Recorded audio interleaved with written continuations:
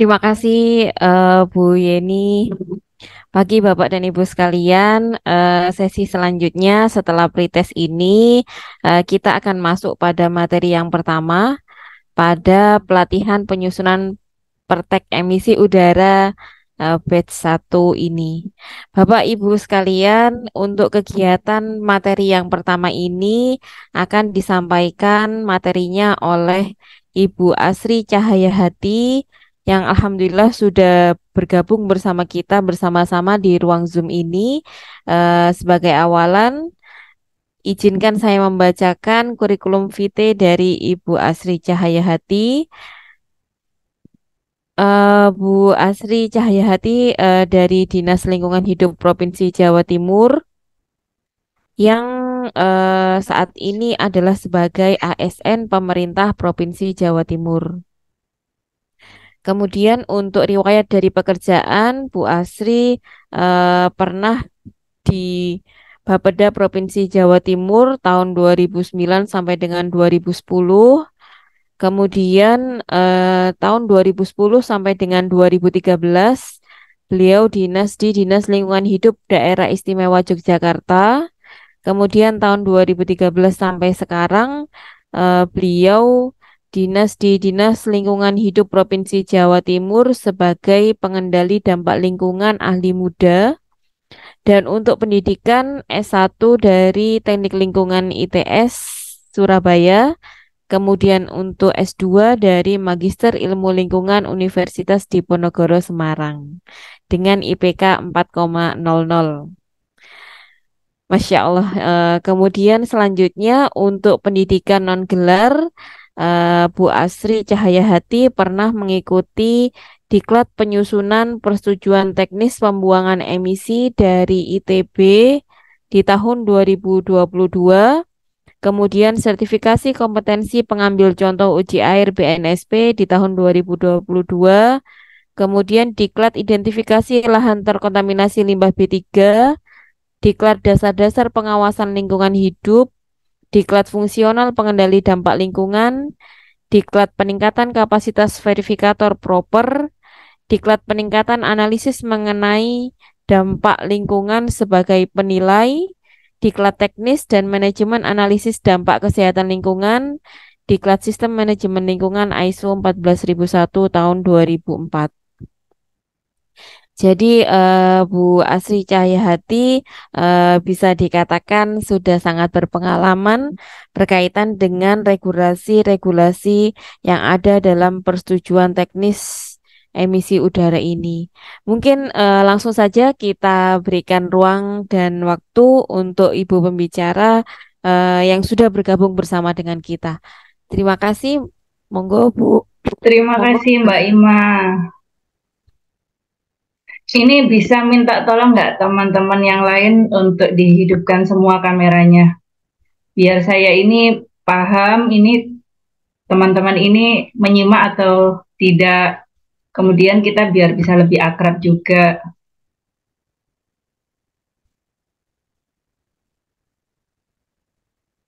Mohon dinyalakan semua kameranya.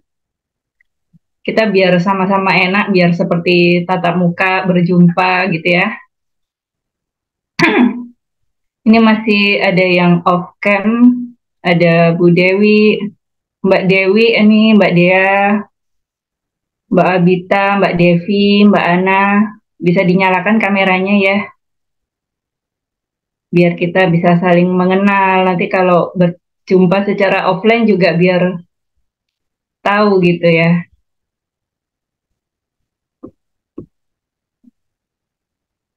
Sambil menunggu yang lain on on cam, saya share dulu ya ini materinya.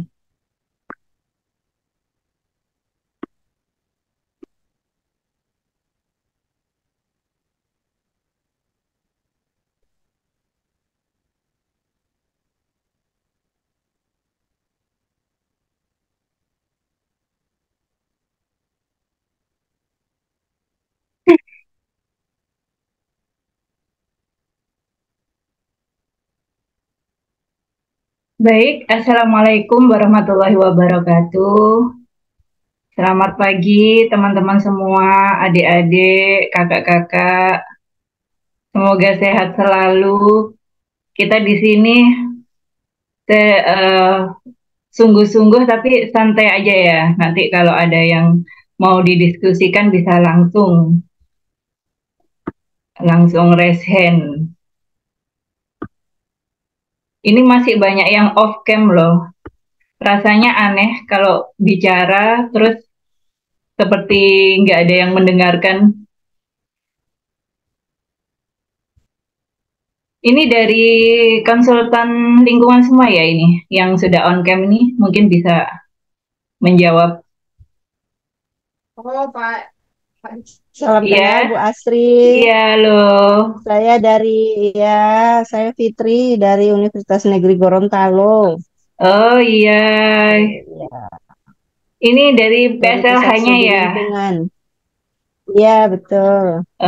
Salam kenal ya. Salam kenal ya. Baik, sambil ini yang lainnya ini nggak tahu nih yang off cam ini menyimak atau tidak. Semoga aja menyimak ya teman-teman, kita mulai aja biar waktunya nggak terbuang. Kita akan berdiskusi bersama terkait regulasi persetujuan teknis pembuangan emisi. Di sini saya kemarin ditunjuk pimpinan untuk membantu Bu Ima ini menyampaikan terkait regulasi persetujuan teknis pembuangan emisi. Nanti yang kami sampaikan adalah peraturan secara nasional. Namun mungkin untuk studi kasus karena kami di Jawa Timur, maka yang akan disampaikan studi kasusnya di Jawa Timur. Baik, dasar hukum utamanya cukup 3 saja. Ini yang tentunya ada Undang-Undang 32 tahun 2009, kemudian PP-nya tentang penyelenggaraan perlindungan dan pengelolaan lingkungan hidup, dan Peraturan Menteri Nomor 5 tahun 2021 ini nanti yang sangat terkait dengan pertek emisi. Kita satukan visi dulu terkait emisi. Emisi di sini adalah menurut PP 22 2021 maupun Permen LHK 5 2021, emisi merupakan pencemar udara yang dihasilkan dari kegiatan manusia yang masuk dan atau dimasukkannya ke dalam udara mempunyai dan atau tidak mempunyai potensi pencemaran udara. Nah, dari sini teman-teman bisa meng-highlight ya kalimat mempunyai dan atau tidak mempunyai potensi pencemaran udara. Artinya di sini maksudnya tidak hanya gas yang beracun saja, tapi semua emisi yang dihasilkan yang dari kegiatan manusia yang masuk ke udara ambien itu kategorinya adalah emisi. Kemudian pencemar udara yang dimaksud itu ketika suatu zat atau energi atau komponen lainnya yang masuk ke udara ambien itu menyebabkan pencemaran udara. Nah, pencemaran udara itu apa? Pencemaran udara itu ketika zat atau energi atau komponen itu yang ada di udara ambien karena kegiatan manusia melampaui baku mutu udara ambien. Jadi kata kuncinya adalah baku mutu udara ambien. Ini nanti yang akan menjadi kewajiban untuk dilakukan pemantauan dengan laboratorium. Kemudian emisi sendiri, ini emisi ada emisi normal dan emisi fugitif. Emisi normal ini yang biasanya sudah kita ketahui, namun yang selama ini diidentifikasi itu baru dari emisi kegiatan penunjang saja. Sedangkan untuk kegiatan produksi itu masih belum terlalu diperhatikan selama ini. Dan saat ini di proses penyusunan pertek emisi ini harus sudah diidentifikasi. Jadi emisi-emisi yang dihasilkan dari kegiatan produksi itu harus diidentifikasi mulai dari awal proses hingga akhir proses, baik itu proses pembakaran maupun proses non-pembakaran. Kemudian emisi fugitif itu adalah emisi yang secara teknis tidak dapat dikelola melalui cerobong, ventilasi, atau sistem pembuangan emisi yang setara. Jadi misalnya dia nggak ada cerobongnya, tapi dia disedot pakai blower, itu termasuk dia emisi normal ya, bukan emisi fugitif. Kalau emisi fugitif itu yang tidak bisa dimasukkan ke alat pengendali, tidak bisa dilewatkan ke ventilasi, tidak bisa dilewatkan ke cerobong. Itu adalah emisi fugitif. Ini emisi fugitif ini contohnya adalah emisi dari proses startup dan shutdown, perawatan, kemudian ketika ada kebocoran pipa atau tangki, ada dari sambungan pipa, valve, katup, flensa, pompa, kompresor, kemudian ada alat pelepas tekan. Ini ada sedikit emisi-emisi yang terbuang.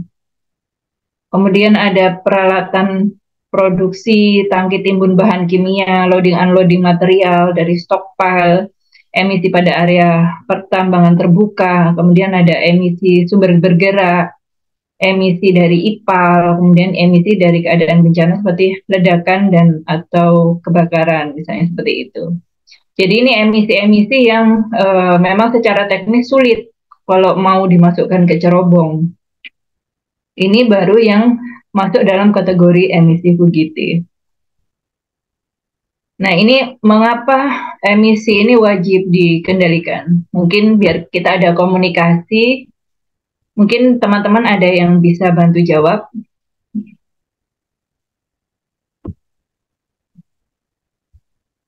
Pesertanya, ya silakan, ini dengan siapa? Saya dengan Tawakal. Ya. Tadi saya coba untuk buka kamera, terus tiba-tiba saya nggak bisa pecah-pecah gitu Zoom saya. Oh Jadi iya, iya nggak apa-apa. Ini Nah, mengapa? Bapak atau Mas ini? Nggak kelihatan soalnya. Kalau bisa dipanggil Bapak, bisa dipanggil Mas, tergantung apa yang digantung gitu, Bu. Oh ya udah.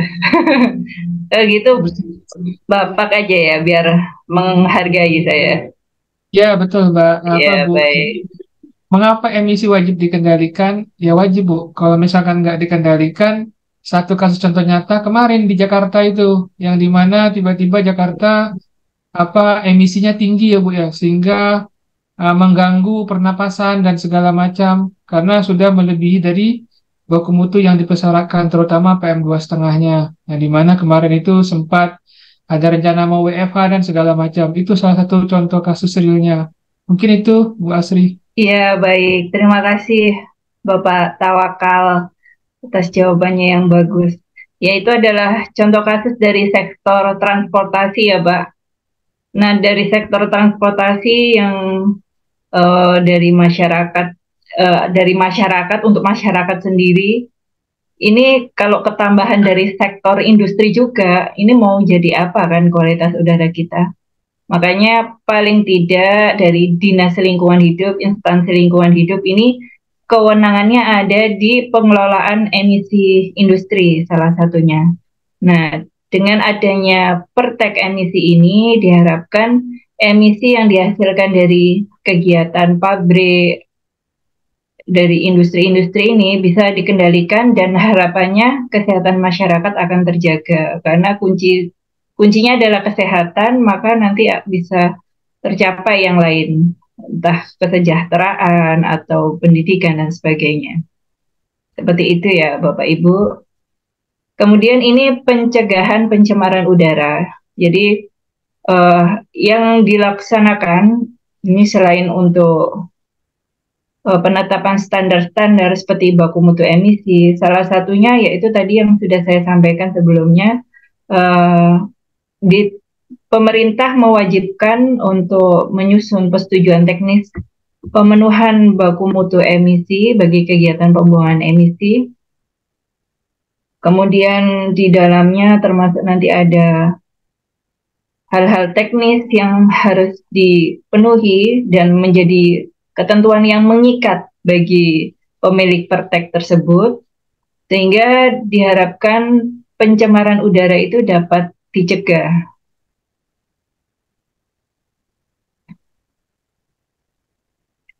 Kemudian ini adalah persetujuan teknis menurut Permen LHK 5 tahun 2021 di mana persetujuan ini adalah yang menerbitkan adalah pemerintah pusat atau pemerintah daerah sesuai kewenangannya, berupa ketentuan mengenai standar perlindungan dan pengelolaan lingkungan hidup dan atau analisis mengenai dampak lingkungan khususnya udara ya, sesuai ketentuan peraturan perundang-undangan yang berlaku.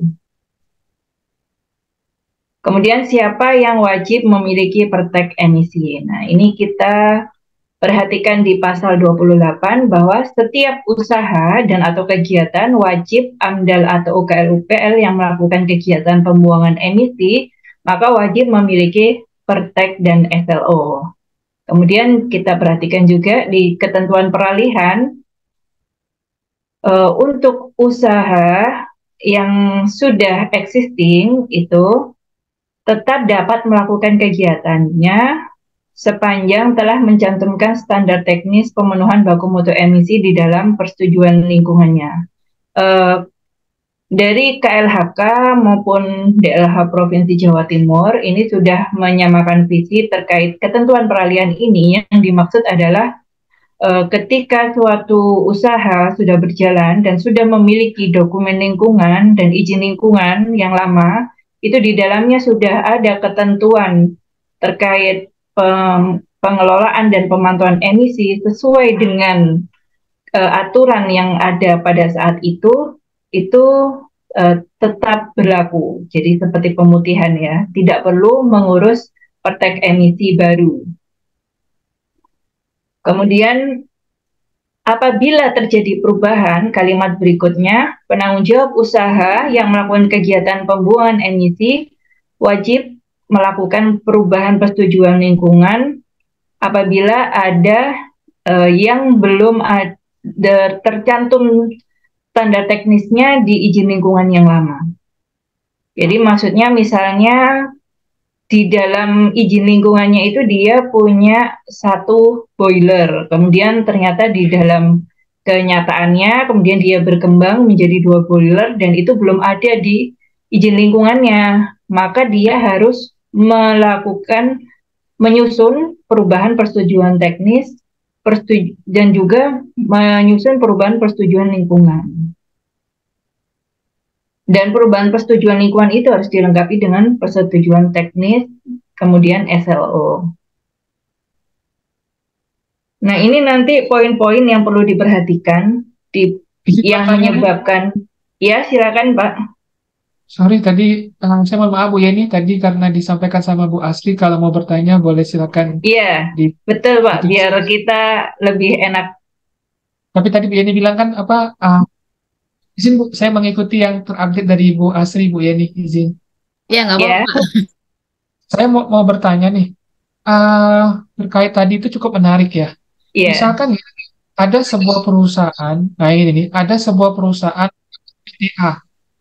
Nah, PTA ini dia ada boiler gitu ya Bu ya, ada boiler. Sejak tahun 2015 sudah memiliki UKL-UPL, sudah memiliki izin lingkungan, gitu ya Bu ya. Nah, tapi dia belum memiliki pertek emisi karena kan pada waktu berlakunya peraturannya kan 2021, sedangkan mereka sudah beroperasi sejak tahun 2015. Nah, pertanyaan pertama saya, apakah mereka ini wajib untuk mengurus pertek emisi atau tidak gitu Bu? Itu mungkin pertanyaan pertama saya Bu. Tidak Bapak, asalkan tidak ada perubahan ini. Jangan perhatikan di sini, tidak ada perubahan spesifik teknis, tidak ada perubahan alat produksi. Jadi yang menjadi kunci nanti di pasal 89 PP 22 2021 dan yang berikutnya pasal 40 Permen LHK 5 2021. Perubahan-perubahan ini kalau nggak terjadi sama sekali, maka perusahaan tersebut tetap menggunakan izin lingkungan yang lama. Kalau ragu-ragu, itu seperti kami di Dinas Lingkungan Hidup Provinsi Jawa Timur, perusahaan tersebut bisa mengajukan surat arahan ke instansi lingkungan hidup yang sesuai kewenangannya, itu nanti dijawab terkait kewajiban pertek emisinya, apakah wajib memiliki atau tidak. Kalau nanti sudah dapat surat balasan ternyata tidak wajib memiliki, itu nanti bisa ditunjukkan ketika ada pengawasan baik dari instansi lingkungan hidup ataupun instansi yang penegak hukum, seperti itu. Berikutnya gini Bu, kalau misalkan nih mereka yang kita tadi Bu ya, PTA sudah memiliki boiler dan beroperasi 2015, ternyata 2023 ini mereka mau ada pengembangan.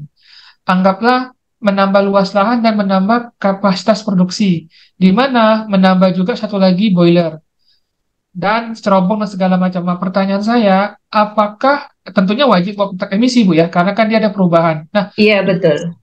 pertanyaan saya adalah apakah dia ini membuat protek emisi untuk yang pengembangannya aja atau di engkap sekali dengan yang existingnya Bu, yang dimana awalnya dia nggak buat protek. Kan itu Bu, pertanyaan kedua Baik. saya. Jadi pertek emisi itu mencakup keseluruhan Bapak. Tapi untuk boiler yang sudah existing ataupun alat pengendali yang sudah existing itu tidak perlu dijabarkan secara detail seperti yang akan pengembangan. Jadi hanya disebutkan teknis-teknisnya aja, tapi mungkin perhitungannya terkait desainnya seperti itu tidak terlalu detail tidak apa-apa. Tapi kalau gambar teknisnya harus ada semua. Nah, terus untuk yang pemodelan itu harus semuanya dimasukin Bu ya, baik existing maupun yang pengembangan gitu Bu ya. Misalkan saya mau memodelkan air mod, berarti itu dua-duanya saya tetap masukin atau saya hanya memodelkan yang pengembangannya aja gitu Bu. Maksudnya ini kita bicaranya dampak, baku mutu dan kalau macam idealnya itu semuanya Pak. Semuanya itu harus dimodelkan karena nanti di situ akan mempengaruhi udara ambiennya. Kalau Bapak hanya memasukkan yang baru saja, itu nanti dampaknya seperti tampak kecil. Padahal yang lama tidak masuk dalam perhitungan. Kemudian nanti sebarannya juga berbeda karena nanti kan ada pengaruhnya juga sama kecepatan angin dan sebagainya. Itu nanti bisa hasilnya nggak sama kalau yang dimasukkan hanya pengembangan saja. Sedangkan kan analisis untuk pertek emisi ini secara keseluruhan. Tapi itu juga bisa menjadi kebijakan dari masing-masing instansi lingkungan hidup.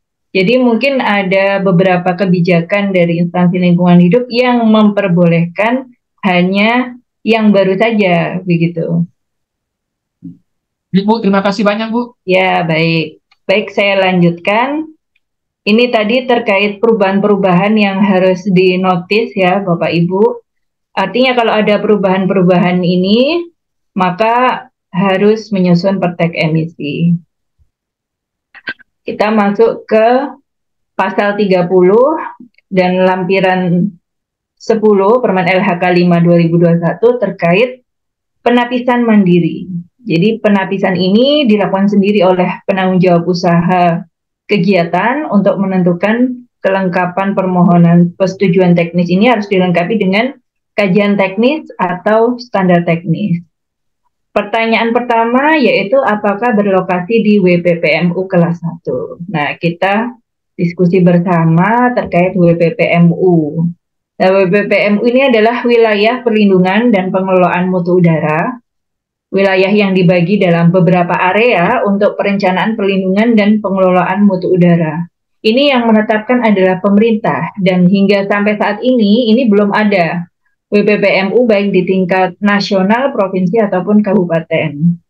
Sehingga dalam hal WPPMU ini belum ditetapkan dapat menggunakan peruntukan wilayah pada RT RW atau RDTR yang berlaku. Dengan menyampaikan peta overlay lokasi kegiatan dengan RT RW untuk menunjukkan kesesuaian peruntukannya. Jadi misal dia peruntukannya itu adalah untuk wilayah industri, maka bisa dianalogikan masuknya di WPPMU kelas 3. Tapi kalau ada di kawasan lindung, bisa dianalogikan berarti dia ada di WPPMU kelas 1. Seperti itu contohnya. Kemudian pertanyaan kedua, jika tadi dia tidak di WPPMU kelas 1, maka lanjut ke pertanyaan kedua, apakah masuk dalam daftar usaha dan atau kegiatan dengan dampak emisi tinggi. Nah, ini kita melihatnya di lampiran 10 Permen LHK 5. Bisa dicek kode KBLI usaha yang disusun di sini.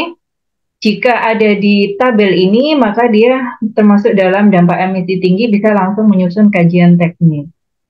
Namun untuk beberapa kegiatan seperti pertambangan batuan, itu dari KLHK sendiri ada kebijakan bahwa jika dia tidak ada kegiatan yang memerlukan alat pengendali emisi, maka dianggap itu adalah emisi fugitif, sehingga tidak ada kewajiban untuk menyusun peta emisi.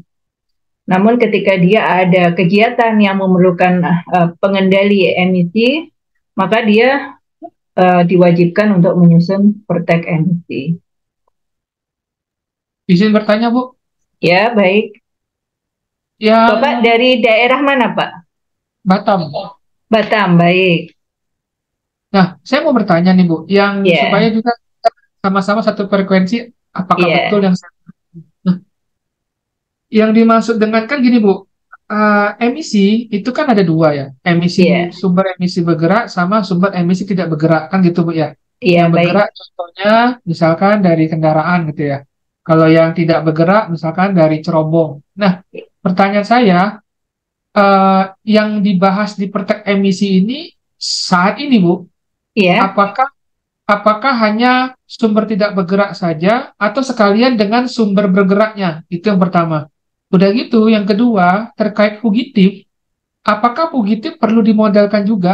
Maksudnya, apakah fugitif perlu masuk juga ke dalam pertek emisi atau tidak gitu, Bu? Nah, mungkin itu, Bu. Terima baik. kasih.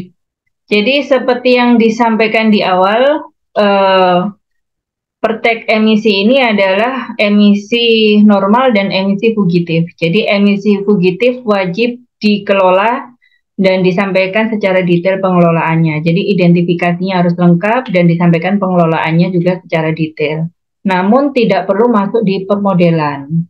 Yang masuk di permodelan itu hanya emisi sumber tidak bergerak. Sedangkan untuk emisi bergerak itu kebijakan masing-masing daerah. Untuk di wilayah Provinsi Jawa Timur itu dimasuk dalam identifikasi.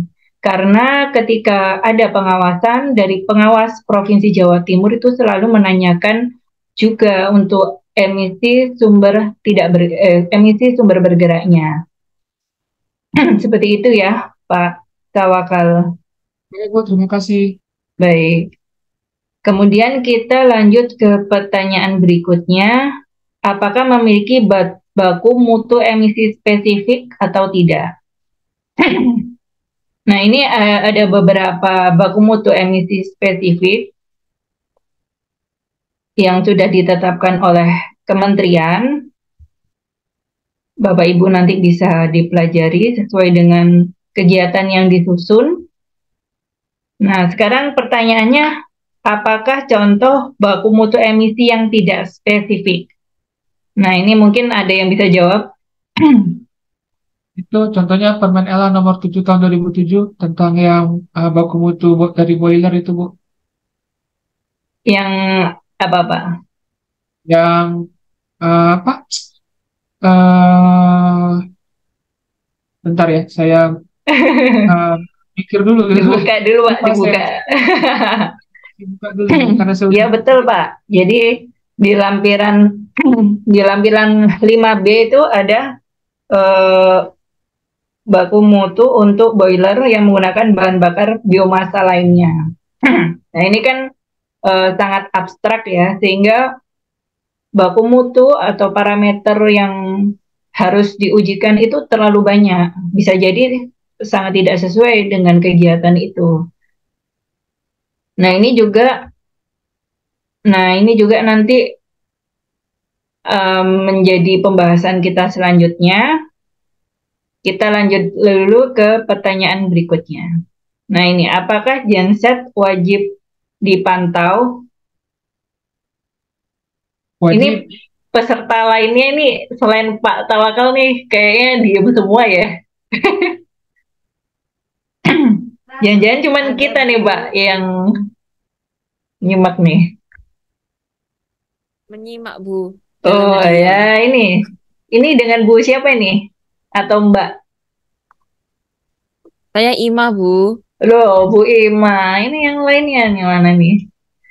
Mbak Abita, ini mana Mbak Abita? Apakah genset wajib dipantau Mbak Abita? Atau Wajib. ini Mbak Afifah nih? Tapi genset yang kapasitas berapa dulu, Bu? Ya, Nah, kan ada batasan kapasitasnya juga.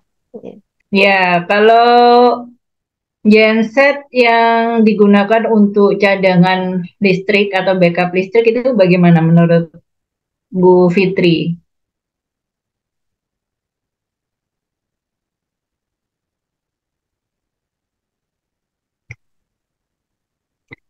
Atau yang lainnya? Atau ini, Eh, ya? Sesuai dengan ini Bu, saya pernah mengajukan juga surat nih terkait masalah genset yang standby. Jadi jawaban dari KLHK itu kalau dia masih di bawah 3 megawatt, maka tidak perlu buat pertek. Tapi kalau di atas 3 megawatt, walaupun dia standby sekalipun, tetap wajib dibuat pertek emisi, cuman mau dia di bawah 3 megawatt atau di atas 3 megawatt, tetap wajib pantau gitu Bu. Tapi disesuaikan, kalau misalkan sekian sampai sekian itu 6 bulan, sekian sampai sekian itu setahun, ada juga yang 3 tahun gitu Bu. Cuman saya lupa tuh untuk yang KW-nya itu berapa gitu Bu. Mungkin itu. Nah, ini mungkin nanti kita bahas lagi ya lebih lanjut. Nanti saya buka ini. Nah, ini kita perhatikan sama-sama di pasal 3 bahwa setiap penanggung jawab usaha dan atau kegiatan yang mengoperasikan genset berkewajiban melakukan pemantauan emisi. Nah, ini di pasal 7 pemantauan emisi sebagaimana dimaksud dilakukan dengan cara manual. Kemudian dijelaskan di berikutnya ada pengecualian ya di pasal 8 ayat 1. Ini ada pengecualian untuk yang kapasitasnya kurang dari 100 kilowatt atau kurang dari atau sama dengan 100 kilowatt jam per tahun ini tidak perlu dilakukan uji dengan laboratorium. Atau apabila dia kumulatif penggunaannya kurang dari 1.000 jam per tahun. Jadi kalau dia tadi hanya digunakan sebagai backup listrik, itu apakah penggunaannya lebih dari 1.000 jam per tahun? Nah, kalau biasanya yang kami sering temui di industri-industri itu karena dia hanya dinyalakan sebentar, kecuali sedang keadaan emergensi atau listriknya mati, itu baru dia dinyalakan. Biasanya dalam setahun pun dia kurang dari 1.000 jam. Kemudian yang C itu pengertian dari untuk kepentingan darurat itu yang dimaksud di situ bukan emergency untuk pengganti listrik ya. Jadi misalnya bukan ketika mati lampu terus menggunakan genset itu bukan. Jadi kepentingan darurat di sini itu adalah ketika terjadi bencana, misalnya kebakaran atau apa untuk menghidupkan pompa ketika kebakaran dan sebagainya. Nah, ini waktu kumulatifnya beda, bukan kurang dari 1.000 jam, tapi kurang dari 200. Kemudian ketika itu dia digunakan untuk menggerakkan peralatan las, dia juga dikecualikan. Jadi, poin-poin ini kita perhatikan. Kemudian untuk yang backup listrik tadi, ada penjelasan berikutnya di ayat 2. Ketika secara kumulatif sudah mencapai lebih dari 1.000 jam, maka wajib dilakukan pemantauan emisi. Nah, kalau kami di Pemprov Jatim, ketika suatu kegiatan memiliki genset dan dia hanya digunakan sebagai backup listrik, maka dia memiliki kewajiban melakukan pemantauan itu setiap 1.000 jam. Jadi ketika sudah 1.000 jam baru dilakukan pemantauan. Kemudian pembuktiannya itu nanti lewat pencatatan waktu operasi seperti ini. Ada di Permen LH 11 2021. Kemudian ketika dia tidak termasuk dalam pengecualian tersebut, maka wajib dilakukan pemantauan sesuai kapasitasnya. Nah, ini baru dilihat kapasitasnya. Jadi kalau dia antara 100 sampai 500 kilowatt, ini dia dilakukan pemantauannya 3 tahun sekali.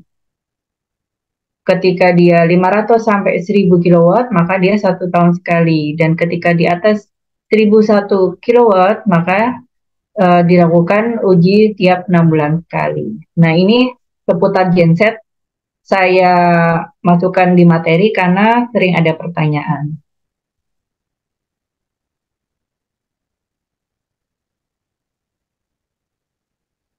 Kemudian ini baku mutu udara ambien dan tingkat gangguan, dan juga pedoman.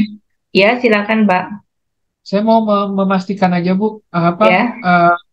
kan seperti kita tahu Bu, bahwa ada peraturan di sumber tidak bergerak kayak Kepmen 13 tahun 95, baku mutu sumber tidak bergerak, dan ada juga Permen LH nomor 7 tahun 2007 tentang baku mutu boiler. Nah, saya cuma mau mempertegas saja Bu, berarti dua peraturan ini bukan merupakan baku mutu spesifik Bu ya, bukan Bu ya? Dia baku mutu Ya, spesifik ya Bu ya? ya ini Pak. Jadi gini, karena peraturan ini belum dicabut, jadi menjadi kebijakan dari masing-masing wilayah. Kalau mengikuti kebijakan Kementerian Lingkungan Hidup, itu untuk lampiran 3 Permen LH 7 2007 itu masih bisa digunakan. Tapi kerugiannya adalah menggunakan semua parameter, tidak boleh dikurangi. Tapi ketika eh, penyusun ataupun pelaku usaha bersedia melakukan kajian teknis, maka parameter yang ada di Permen LH ini bisa menjadi referensi untuk dilakukan pengukuran langsung apabila dia existing, atau untuk dilakukan analisis kesesuaiannya dengan neraca massa emisinya apabila dia tidak existing kegiatannya. Termasuk juga di lampiran 5B, ini di KLHK sudah tidak diperkenankan untuk digunakan. Lampiran 5B Kepmen LH nomor 13 tahun 95 ini sudah tidak boleh digunakan. Begitu juga sama dengan kami di Provinsi Jawa Timur juga sudah tidak menggunakan lampiran 5B ini. Karena parameter-parameternya itu ada yang tidak sesuai dengan suatu kegiatan yang belum ada baku mutu emisi spesifiknya. Sehingga untuk kegiatan-kegiatan yang tidak ada baku mutu emisi spesifiknya tersebut, sebaiknya melakukan kajian teknis. Karena di dalam kajian teknis itu nanti ada kesempatan untuk memiliki parameter sendiri yang sesuai, baik parameternya maupun kadar-kadar maksimalnya. Seperti itu. Kemudian juga baku mutu yang ditetapkan dengan Perda, Pergub, Perbub, ataupun Perwal, itu sudah tidak bisa digunakan juga. Kalaupun ada parameter yang sesuai, itu hanya digunakan sebagai referensi. Sedangkan yang di dalam dokumen itu yang dicantumkan tetap adalah hasil analisis atau hasil kajian teknis, bukan baku mutu dari Perda, Pergub, atau Perbub, ataupun Perwal. Seperti itu.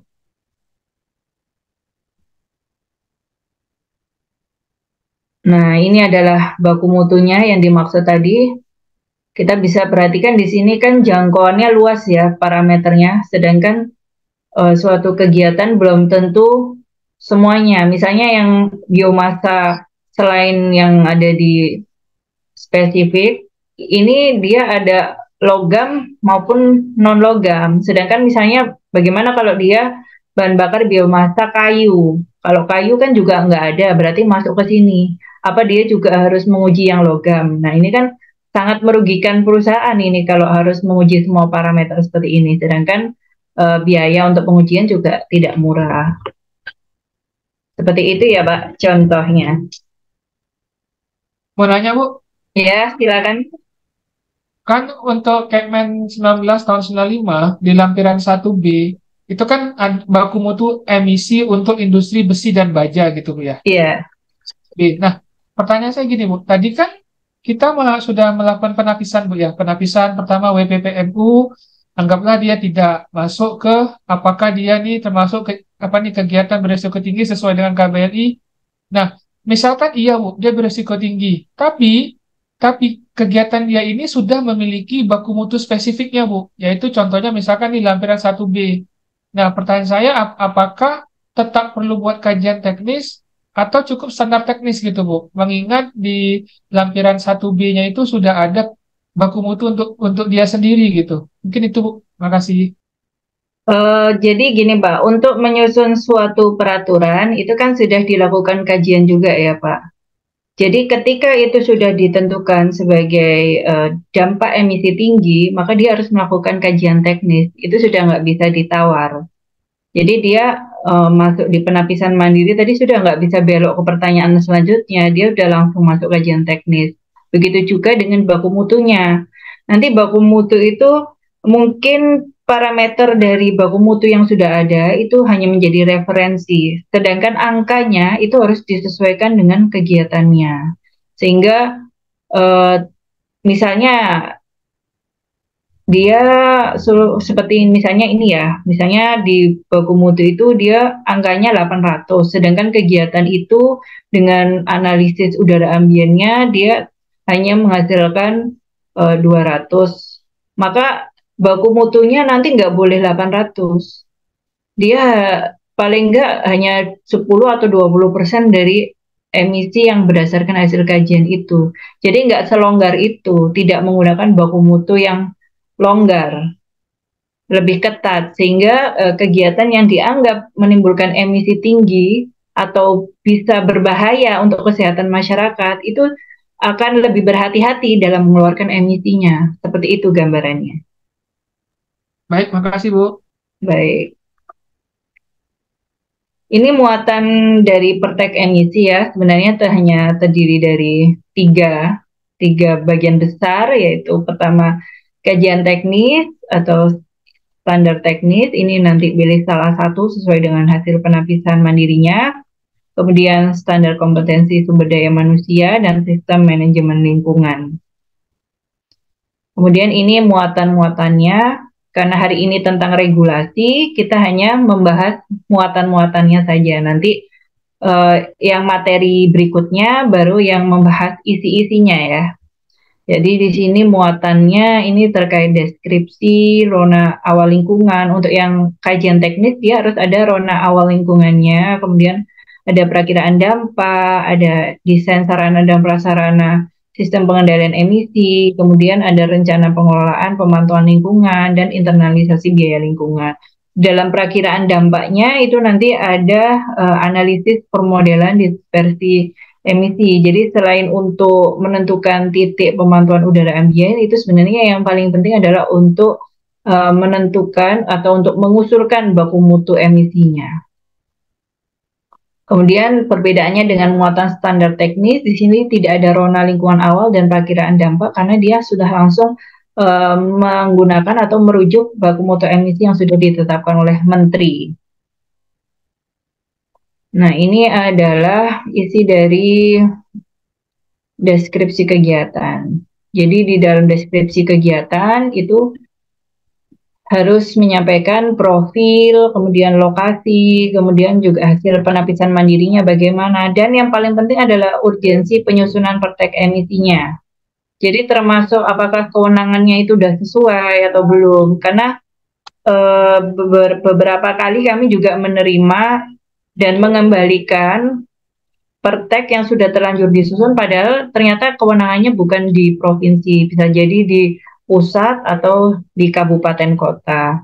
Nah, ini buat penyusun perlu memperhatikan kewenangan. Kalau kami di Provinsi Jawa Timur itu memperbolehkan untuk pelaku usaha bertanya dulu sebelum menyusun perling maupun pertek. Jadi bertanya dulu bisa melalui surat resmi sehingga nanti jawabannya juga bentuk surat resmi terkait kewenangan, apakah memang kewenangannya ada di provinsi atau di kabupaten. Jika di provinsi bisa nanti langsung menyusun perteknya.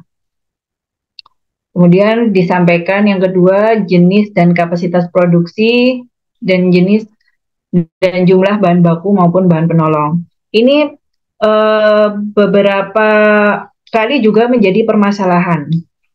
Jadi karena ada penyusunan selain pertek emisi itu kan ada pertek air, kemudian ada rincian teknis limbah B3, kemudian nanti juga akan menyusun perling.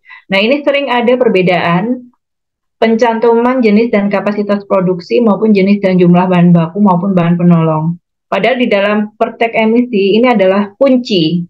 Jadi kalau ini salah, maka perhitungan yang lain juga bisa menjadi salah. Karena ini yang menjadi dasar nanti untuk perhitungan di neraca massa maupun neraca energinya, dan akan mempengaruhi juga usulan baku mutunya. Itu akan bisa mengganti semua. Jadi untuk dipastikan dengan pelaku usaha bahwa data yang disampaikan itu sudah fix dan sudah benar, dan ketika penyusun dari pertek emisi, pertek air, dan perling itu berbeda, maka pelaku usaha itu yang menjadi kontrol. Itu harus dibicarakan dengan perjanjian. Karena kalau enggak nanti harus menyusun ulang atau memperbaiki, dan itu butuh effort lebih. Kemudian di proses produksi itu nanti harus disampaikan bagian alir proses produksinya, di mana bagian alir proses produksi ini nanti juga akan digunakan di neraca massa proses produksi. Jadi neraca massa itu ada neraca massa proses produksi maupun neraca massa di penunjang. Jadi neraca massa itu tidak hanya langsung ke boiler atau langsung ke genset, enggak seperti itu. Jadi harus ada cerita awalnya. Jadi ceritanya di proses produksi, kemudian dia menghasilkan sumber emisi di mana, itu harus diidentifikasi semua. Kemudian dari neraca massa dan proses produksi itu nanti ada identifikasi seluruh sumber emisi baik di produksi maupun penunjang, baik emisi pembakaran maupun yang non pembakaran, semua identifikasinya harus lengkap. Dan juga termasuk identifikasi sumber emisi fugitif, dan dari emisi-emisi yang dihasilkan ini harus disampaikan karakteristik dan sifat emisinya. Ini adalah data-data rona awal lingkungan yang dibutuhkan, karena data-data rona lingkungan awal ini akan digunakan untuk analisis dan permodelan sebaran emisi, serta untuk sebagai pertimbangan dalam melakukan usulan baku mutu emisi. Nah, ini nanti desain pengendali emisinya itu juga harus detail ya. Tidak hanya alat pengendali emisi yang ada di penunjang, tapi juga alat pengendali emisi yang digunakan di proses produksi. Misalnya di proses produksi itu banyak yang menggunakan cyclone ataupun dust collector untuk pengendali partikulat. Itu termasuk alat pengendali emisi. Berarti di situ ada sumber emisi non pembakaran yang harus dikendalikan. Nah, ini semuanya harus disampaikan, jenis alatnya apa, detail desain alatnya bagaimana. Karena misalnya sama-sama menggunakan cyclone antara perusahaan A dan B itu bentuknya belum tentu sama, karena banyak juga alat pengendali emisi itu yang rakitan. Jadi cerobongnya ada yang dibuang ke udara, cerobongnya ada juga yang semuanya masuk ke kompaktor, jadi nggak ada yang lepas, karena beberapa industri itu partikulatnya pun akan diolah kembali, seperti itu. Kemudian input-output emisinya itu juga harus disampaikan disesuaikan dengan neraca massanya, teknologinya, prinsip kerja, terus gambar desainnya. Ini yang paling penting, gambar desain detail teknis. Ini adalah gambar desain alat yang akan digunakan ya, bukan gambar desain yang kita ambil di internet atau gambar desain punya perusahaan lain, bukan. Tapi gambar desain detail teknis alat yang akan digunakan oleh perusahaan tersebut. Sehingga konsultan harus menanyakan apakah sudah ada gambar desainnya. Kalau belum ada ya menjadi kewajiban konsultan untuk menggambar alat tersebut.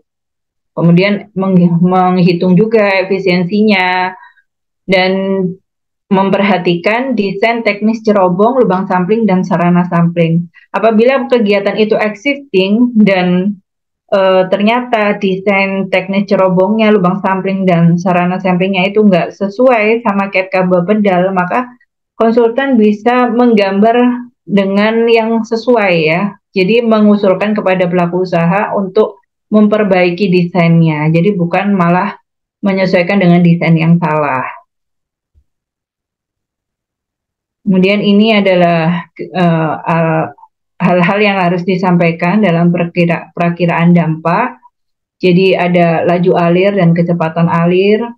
Jadi laju alir untuk kegiatan yang existing itu bisa didapatkan dari kecepatan alir dari kegiatan yang existing itu bisa didapatkan dari hasil pengujian langsung. Tapi kalau kegiatan itu belum existing bisa didapatkan dari referensi untuk kegiatan yang sejenis. Jadi semua referensi itu sumber datanya harus disampaikan. Sebaiknya dipilih sumber ilmiah. Kemudian dilakukan perhitungan beban emisi, kemudian diperkirakan jumlah padatan dari reduksi emisi, dan bagaimana pengelolaan selanjutannya. Misalkan dari cyclone tadi, kemudian ada tangkapan partikulatnya. Nah, itu pengelolaan tangkapannya itu pengelolaan padatannya itu mau digimanakan. Nah, itu kalau ada juga yang dimanfaatkan lagi untuk proses produksi, ada juga yang uh, karena dia bukan sampah limbah B3 bisa dikerjasamakan dengan pihak ketiga, misalnya dijual kembali atau ditimbun di tanah, itu tidak apa. Kemudian apakah ada pemanfaatan sisa panas? Kemudian disampaikan juga analisis dan permodelan dispersi emisinya, titik sebaran emisinya, arah sebaran emisinya, titik dan lokasi jatuhan emisinya. Terutama untuk area-area sensitif. Area sensitif itu yang dimaksud adalah misalnya seperti pemukiman penduduk, kemudian kalau ada layanan kesehatan misalnya klinik, puskesmas atau rumah sakit. Nah, seperti itu contohnya. Kemudian ini juga termasuk dalam rangkaian kajian teknis maupun standar teknis. Ini ada rencana pengelolaan emisi. Nah, di sini bisa disampaikan struktur organisasi. Struktur organisasi di sini itu adalah khususnya struktur organisasi yang menangani langsung untuk emisi ini. Jadi tidak harus digambar semua. Misalnya dari pimpinan utamanya, kemudian ke direkturnya, kemudian ke manajernya, baru ke operator atau pelaksananya, seperti itu. Kemudian di sini adalah tempatnya untuk melakukan identifikasi emisi fugitif dan disampaikan rencana pengelolaannya secara detail. Dan apabila dia disampaikan juga pemantauannya apakah dia CEMS atau manual, kemudian pelaporannya nanti untuk di kementerian itu melalui Simple, dan untuk di masing-masing provinsi atau kabupaten itu ada yang elektronik maupun manual. Setelah rencana pengelolaan, kemudian disampaikan juga rencana pemantauan lingkungan. Jadi ini nanti disampaikan baik emisi, ambien maupun gangguan. Jadi semuanya disampaikan titik pemantauannya, kemudian tipe pemantauannya, frekuensi pemantauannya, kemudian sebagai tambahan juga di udara ambien itu nanti ada pengukuran parameter meteorologi yaitu arah dan kecepatan angin, kelembapan, suhu udara, dan intensitas radiasi matahari. Kemudian dari titik-titik pemantauan emisi dan pemantauan ambien ini harus ditampilkan dalam peta layout penaatan dan pemantauan. Sehingga ketika ada pengawasan, itu akan terbaca apakah sama yang ada di dokumen dengan yang existing di lapangan. Itu juga nanti akan menjadi evaluasi ketika pengajuan SLO. Kemudian yang terakhir dari kajian teknis ini adalah internalisasi biaya lingkungan. Nah, internalisasi biaya lingkungan ini adalah dibandingkan dengan nilai investasi. Ada beberapa industri yang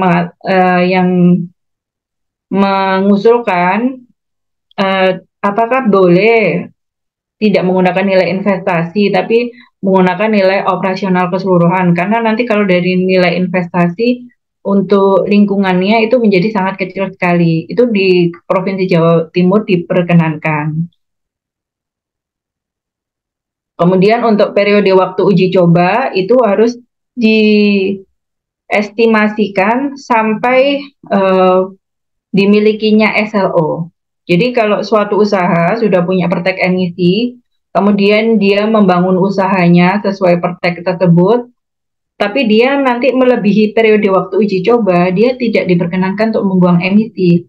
Tapi kalau dia masih ada dalam periode waktu uji coba dan dia belum memiliki SLO, dia bisa membuang emisi. Artinya dia bisa mencoba operasional running, kemudian membuang emisinya itu masih diperkenankan.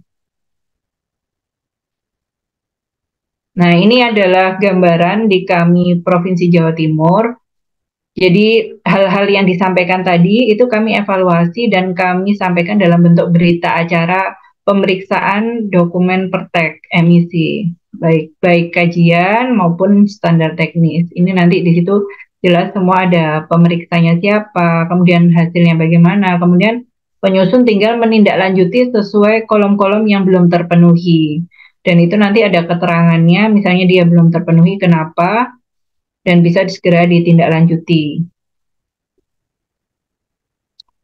Untuk pengajuan pertek emisi ini apakah boleh bersamaan atau sebelumnya dengan persetujuan lingkungan? Jadi untuk yang dokumen lingkungannya adalah AMDAL, maka bisa dilakukan pengajuan bersamaan dengan kerangka acuan. Jadi dengan kerangka acuan itu bisa sambil mengajukan pertek. Namun untuk dokumen yang wajibnya UKL UPL itu pertek harus sebelum mengajukan UKL UPL itu bisa mengajukan pertek. Nah, ini kami di Provinsi Jawa Timur juga ada link, di situ ada panduan, ini Bapak Ibu juga bisa mendownload dari situ. Izin bertanya, Bu. Iya, silakan, Pak. Bagaimana kalau dokumennya Adendum AMDAL? Itu apakah boleh dilakukan berbarengan? Itu bertanya. Pertama, Bu. Yang kedua, bagaimana pula dengan dokumennya kalau di ELH gitu? Kan dokumen ada macam-macam, Bu ya. Iya. Nah, tadi pertama kalau adendum itu kapan? Yang kedua, kalau di ELH itu bagaimana gitu, Bu? Kan dua barang ini kan tidak diatur ya di Permen LH nomor 5 tahun 2021 yang diatur tuh AMDAL baru dan UKL kan gitu, Bu. Makasih, Bu Asri. Iya, baik. Untuk dokumen yang DELH dan juga adendum AMDAL itu harus menyusun perteknya dulu, Pak.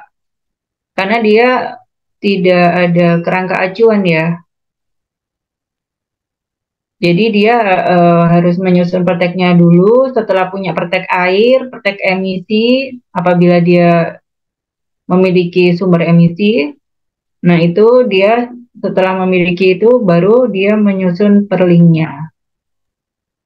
Itu bagaimana, Bu ya? Kalau untuk DELH kan dia sudah, kan gini, Bu ya, kan apa nih filosofi berpikirnya itu kan adalah pertama pertek dulu, udah gitu Ya, ngajuin dokumen lingkungan, baru SLO, kan gitu, Bu. ya, Kalau bicara sunatullahnya. Tapi kan kalau di ELA ini sunatullahnya berbeda. Karena kan dia sudah beroperasi, sudah berjalan, dan dia ini kan kenapa dia buat dokumen? Karena ada sanksi dari pengawas ya. dan segala macam, Bu ya. Nah, bagaimana dia mengurus pertek sementara dia juga sudah berjalan. Nah, terus berarti apakah berubah gitu, Bu, sunatullahnya dari awal ke dokumen lingkungan, ngurus pertek, ngurus SLO, atau macam mana, Bu? Atau SLO Enggak, sama pertek tetap di... urutannya tetap Bapak, tidak boleh diubah-ubah. Jadi yang Oh, mengikuti adalah pelaku usaha. Ketika dia nanti namanya orang salah ya Pak, biasanya di dalamnya lebih banyak salah lagi Pak kalau dibongkar. Nah itu nanti di dalam evaluasi dokumen perteknya itu biasanya ketemu tuh Pak kurang-kurangnya apa. Nah itu harus dipenuhi dulu. Nanti ketika selesai mendapatkan persetujuan lingkungan, dia kan akan memperbaiki yang ada di lapangan itu sesuai perteknya. Baik, Setelah sudah terpenuhi, baru dia nyusun SLO. Begitu, Pak, pola pikirnya. baik, terima kasih. Baik. Kemudian ini adalah mekanisme untuk pemeriksaan administrasi teknis. Jadi penyusun ini bisa melakukan permohonan praktek emisi ke instansi sesuai kewenangannya. Kemudian nanti petugas teknisnya di instansi lingkungan hidup itu akan melakukan pemeriksaan. Kalau kami menggunakan form yang tadi, nanti setelah itu apabila tidak lengkap, itu ada perbaikan. Ketika lengkap dan benar, itu akan dilakukan penilaian selanjutnya, yaitu penilaian substansi. Bu Asri izin bertanya Ya, dan ikut monggo. diskusi boleh ya Bu? Ya, Bu gimana Asri, Bu Ima? Ya, kemarin itu loh Bu, kan ada apa namanya, ada sedikit surat arahan dari KLHK yang memang kurang pas ya Bu ya untuk praktek emisi yang sudah saya pernah urus di DLH provinsi ya Bu ya. Jadi kan ternyata arahannya tidak sesuai gitu Bu, kewenangannya ternyata harusnya di pusat. Padahal emisinya itu udah jadi Bu di DLH hmm, provinsi. Lah, apakah mungkin Bu ketika seperti itu kan sudah dibahas di DLH iya, provinsi. iya, Kemudian Rekom sudah keluar, Pertek sudah keluar. Apakah mungkin ketika hanya mengganti semacam persetujuannya saja di KLHK, Bu? Ataukah harus memang dari awal begitu, Bu? Itu yang pertama, Bu. Lalu iya. yang kedua, yang disampaikan oleh Pak Tawakal barusan, Bu. Jadi saya juga baru tahu, Bu Asri, kalau sekitar 2 minggu yang lalu dari PDLUK itu menyampaikan jika DPLH DLH tidak wajib praktek begitu Bu. Oh gitu. Lah kalau DPLH dan iya Bu. Jadi DPLH DLH tidak wajib praktek. Lalu kemudian isi dokumen kami itu apa gitu. Kalau ternyata acuan baku mutunya juga masih kosong gitu kan ya Bu ya. Karena Ya, kan bagaimanapun acuan baku mutu kita tidak bisa kalau sekarang harus menelaah sendiri-sendiri di dokumennya gitu kan Bu. Jadi harus ngacu di pertek yang muncul. Nah itu ya. tapi dari KLHK menyatakan DPLH DLH tidak wajib pertek dan kebetulan kemarin juga ada DLH di DKI juga tidak wajib pertek begitu Bu Asri. Itu gimana ya Bu Asri Nah, dengan dua ini kasus itu? baik untuk yang DLH dulu ya. Eh, jadi gini, Bu Ima, statement itu apakah berlaku untuk seluruh kegiatan atau hanya kegiatan itu saja? Jangan-jangan kegiatan itu memang tidak ada sumber emisinya atau tidak ada sumber emisi baru, sehingga dia tidak perlu pertek.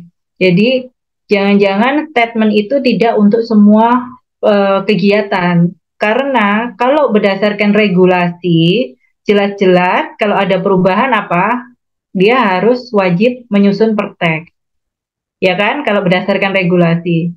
Jadi statement itu pun apakah ada regulasi yang sudah ditetapkan atau hanya kebijakan instansi yang punya kewenangan. Jadi kebijakan di pusat tidak belum tentu sama dengan kebijakan yang ada di daerah. Karena yang punya kebijakan itu adalah yang masing-masing punya kewenangan. Jadi kalau kebijakan di pusat belum tentu sama dengan kebijakan yang di daerah seperti itu. Contohnya juga seperti pertambangan, itu sebenarnya hanya kebijakan aja. Dia tidak perlu praktek emisi yang saya sampaikan tadi, pertambangan batuan misalnya. Tapi kalau misalnya suatu daerah mewajibkan pertambangan itu praktek emisi sesuai regulasi, itu nggak menjadi masalah. Nah, itu jawaban saya yang untuk DELH ya. Di Jawa Timur sepertinya masih pakai praktek emisi. Karena betul seperti yang disampaikan tadi, kayak apakah baku mutunya, utamanya yang di kegiatan produksi ya, untuk izin lingkungan yang lama itu biasanya belum diidentifikasi. Jadi nanti akan bingung ketika di AMDAL-nya mau nuliskan apa. Mau pakai Kepmen 13 tadi juga sudah tidak diperkenankan. Kemudian pertanyaan berikutnya tadi apa ya Bu ya? Bu Ima, Yang ganti baju, Bu. Yang apa ganti Bu? baju, Bu. Ganti baju. Yang ganti baju, Bu, rekomnya. Hanya rekomnya Oh saja iya kan iya ganti iya. baju, kira-kira bisa nggak ya, Bu Nah Asri? itu kalau itu tergantung ke LHK itu percaya nggak itu sama Prof Jatim. Kalau ke LHK misalnya, tapi Bu, kalau kita kan kemarin kan ngoreksinya udah sesuai sama peraturan ya Bu. Kalaupun di proses ulang di KLHK itu eh, saya kira nggak ada perubahan sih Bu. Tapi kalau misalnya namanya pemeriksa ya biasanya pingin ada sesuatu yang dikoreksi itu ya belum nggak tahu lagi karena itu sudah menjadi kewenangan yang punya wewenang gitu. Kalau dia sudah berpindah dari misalnya dari kabupaten ke provinsi atau dari provinsi ke pusat, ini yang di penilaian awal sudah nggak bisa bantu istilahnya gitu. Jadi kalau misalnya mau ini apa namanya diskusi itu bisa dengan yang punya kewenangan dan bisa diceritakan prosesnya dari awal dan jangan hanya dokumennya aja, misalnya kayak berkas-berkas pemeriksaannya, kayak berita acaranya. Kan kalau dari kami insya Allah lengkap ada semua ya, termasuk berita acara penilaian substansi, sampai perbaikan-perbaikannya apa aja yang dilakukan kayak gitu. Atau kalau perlu bisa minta ini Bu, apa namanya rekaman ketika penilaian substansi. Jadi nanti itu bisa dijadikan bahan diskusi dengan KLHK. Sehingga nanti di KLHK bisa dilakukan apa ya? Dibedakan lah dengan yang belum ngurus sama sekali. Seperti itu masukan dari saya Bu Ima. Bu Asri, Ya, izin sharing Bu. Jadi ya. dialami sama Bu Ima itu pernah juga saya alami Bu. Oh Cuman iya. saya nggak bisa cerita detail karena terkait konfidensial. Cuman gini Bu, pada akhirnya saya ke KLHK gitu. Ke Iya. KLHK, udah gitu ya pokoknya ngotot lah Bu. Ya, kunci pertama harus ngotot. Nah itu Bu, artinya kita menunjukkan kalau kita ini sudah melakukan hal yang benar. Nah, Ya. dari KLHK kemarin tuh pada akhirnya meminta perusahaan untuk berkirim surat Bu. Mengirim surat, judulnya itu adalah permohonan arahan. Nah, itu judulnya Bu. Nah, dari gitu Ibu ceritakan deskripsinya tuh Bu, mulai dari Ibu masuk melakukan penapisan mandiri, sudah berproses di, pokoknya Ibu menceritakan historinya Iya, ke betul. di KLHK. Termasuk Nah, disampaikan bukti-buktinya tadi. betul. Nah, itu. Jadi nanti dari mereka baru akan menjawab secara tertulis. Biasanya kalau Ibu sudah berkirim surat seperti itu, mereka baca dan kalau meyakinkan, itu mereka nggak ada masalah, Bu. Kasus kayak saya ini, saya ceritakan secara detail dari awal masuk ke DLH-nya, berproses, sampai terbit SK-nya, tuh saya ceritakan secara detail. Saya lampirkan bukti-buktinya, daftar hadir, berita acara rapatnya, dan segala macam itu, Bu. Saya lampirkan semua. Alhamdulillah KLHK menerima gitu Bu, dan pada Iya, akhirnya nggak perlu ngulang praktek gitu Bu Ima. iya, Mungkin itu Bu. setuju. Setuju, Pak. Nah, itu Bu Ima selaras sama masukan saya tadi ya. Jadi insya Allah KLHK juga kalau kita udah proses sesuai aturan mereka mereka mah oke aja Bu. Insya Allah ada jalan keluar lah. Gimana Bu Ima? Iya, Bu. Iya, Bu. Terima kasih. Iya Nanti itu kami ada coba titik terang sampaikan. ya. Sudah ada yang pernah berhasil. Iya. Baik. Makasih Pak Tawakal infonya. Iya, Bu Asri, iya. Gimana? kalau yang DELH, DPLH wajib didahului dengan pertek emisi, ada Iya. di PP 22 di mananya ya, Bu ya? Di pasal 89 itu kalau ada perubahan, oh, untuk yang DELH itu kan karena dia itu ada perubahan dulu, sudah merubah dulu tapi belum menyusun dokumen sehingga dia kena sanksi. Sehingga sanksi dia tidak bukan menyusun adendum Anda, tapi dia menyusun DELH. Tapi kan apa itu namanya kayak kuncinya, indikatornya itu kan sama karena ada perubahan. Kalau ada perubahan itu kan dia menyusun dokumen baru. Dalam hal ini DELH karena dia eh, kena sanksi atau enggak nyusun dulu tunggu ketahuan baru dia nyusun, akhirnya kena DLH. Nah, aspek perubahan itu kan harus dievaluasi dengan praktek emisi. Kalau nggak dievaluasi dengan praktek emisi, terus ternyata dia nggak ada baku mutu emisi spesifiknya, nah nanti di mana itu di perlinknya dia akan menuliskan apa. Kecuali KLHK pada saat statement itu ada apa ya, kasus-kasus tertentu, misalnya dia DELH tapi tidak ada sumber emisi baru, dia DELH karena ada perluasan lahan yang bukan digunakan untuk produksi, misalnya dia ada tambahan kantor kayak gitu atau tambahan gudang, nah itu nggak ada emisinya, nah itu nggak perlu praktek emisi memang. Enggak, Bu. Kalau yang kemarin kegiatan baru sumber emisinya banyak, tapi KLHK bilang Oh, tidak wajib praktek gitu tapi itu DELH-nya. sumber emisinya yang tambahan itu ada baku mutu emisi spesifiknya nggak? Ada yang enggak, Bu. Oh, berarti itu kebijakannya KLHK ya, Bu ya. Kalau di Jawa Iya, Timur Bu. sepertinya nggak kayak gitu sih. Iya, Bu. Nggih, Iya, sudah kalau saya tanyakan di Jawa Timur. kalau di Jawa Timur masih tetap nyusun praktek emisi karena itu riskan juga buat apa pemberi izin ya. Nanti untuk penentuan baku mutunya bagaimana? Seperti itu. Jadi Iya, Bu Astri. kebijakan Terima kasih. kebijakan itu bisa diambil oleh masing-masing instansi yang punya kewenangan dan itu tidak harus sama. Yang harus sama adalah yang sesuai dengan ketentuan peraturan. Nah, ini. Kemudian ini adalah di pasal 35 Permen LHK 5 2021 untuk perbaikan ini perlu diperhatikan oleh penyusun bahwa perbaikan itu untuk yang proses administrasi teknis itu hanya bisa dilakukan 10 hari kerja. Namun ini pun belum tentu atau belum pasti berlaku di semua daerah. Misalnya seperti di Jawa Timur, ini tuh nggak berlaku karena kami di sistem kami itu sudah menggunakan online. Jadi Jatim OSS itu sudah pakai online. Jadi ketika ada perbaikan dia sudah langsung terlempar dari sistem. Sebenarnya untuk 10 hari kerja ini itu adalah untuk melindungi eh, jadi proses itu agar tidak terlalu lama. Sedangkan kalau di Jawa Timur ketika ada yang salah itu dia sudah langsung keluar dari proses. Jadi kalau dia lebih dari 10 hari kerja itu yang lama itu mereka sendiri, bukan di pemerintahan.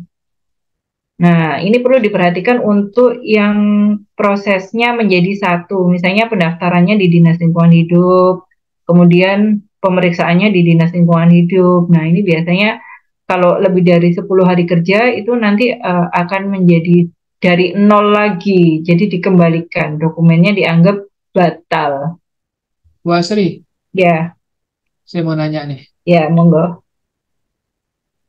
Ini saya berikan ya, pemohon melakukan perbaikan dan penyampaian kembali paling lama 10 hari kerja. Dalam hal perbaikan dokumen tidak disampaikan kembali sampai batas waktu sebagaimana dimaksud, maka permohonan dinyatakan batal. Oke, Bu, yang terjadi malah sebaliknya, Bu, kadang, Bu. Yang di Oh mana nih, ya, kami sudah memenuhi waktu yang yang dipersyaratkan lah ya 10 hari kerja. Tapi kenyataannya adalah yang lama tuh dari instansinya gitu Bu. Bahkan pernah ngajarin praktek, terutama di KLHK Bu. Di KLHK itu saya ngurus praktek tuh minimal 3 bulan Bu. Itu udah paling bagus, udah paling cantik, udah paling wow lah gitu. Nah ini bagaimana ya Bu ya? Pertanyaan saya gini Bu, ketika kami nih perusahaan konsultan mengikuti semua arahan sudah ngikuti, tapi kenyataannya yang lama tuh adalah di pihaknya ibu gitu. Nah, sekarang bisa nggak saya balikin seperti ini, Bu? Instansi pemerintah apa nih wajib menerbitkan pertek air limbah atau apa pertek emisi dan segala macam lembaga pertek. Jika lewat dari 10 hari kerja, maka dianggap pertek telah terbit menggunakan dokumen yang ada. Kan fair ya, Bu ya? Soalnya nih peraturan ini enaknya itu hanya di pemerintah, Bu. Nggak enaknya di kami gitu, Bu. Ya kan ini 10 hari kerja kalau kami nggak submit batal. Ini saya mohon maaf, Bu ya, saya agak curhat dikit nih, iya, Bu. Karena iya, silakan, Pak. mungkin di Jawa Timur mungkin sesuai gitu Bu ya, sesuai dengan sunatullahnya kami submit sebelum apa paling lambat 10 hari Ibu terbitkan sesuai dengan SOP yang ada. Karena kan juga ada SOP-nya tuh Bu, berapa hari, kalau nggak salah saya 2 hari kerja itu dari pihaknya Ibu harus sudah menerbitkan pertek. Kenyataannya Bu, mungkin di kita nggak usah bicara daerah lah Bu ya, kita bicara pusat. Itu 3 bulan Bu, paling cepat ya Bu Nasi, karena harus melewati biro hukum dan segala macam. Nah, itu yang menjadi isunya sekarang, Bu. Apalagi kalau sudah yang masuk praktek itu udah ribuan ya, Bu, ya. Kayak di KLHK atau mungkin di Jawa Timur udah puluhan sementara. Nah, alasan daripada instansi itu adalah keterbatasan SDM. Saya bertanya juga, kami juga terbatas SDM sih, tapi kami berusaha mengikuti arahan yang ada gitu, Bu. Nah, kenapa kok instansi pemerintah itu hanya memikirkan diri sendiri, nggak mikirkan juga kami gitu, Bu?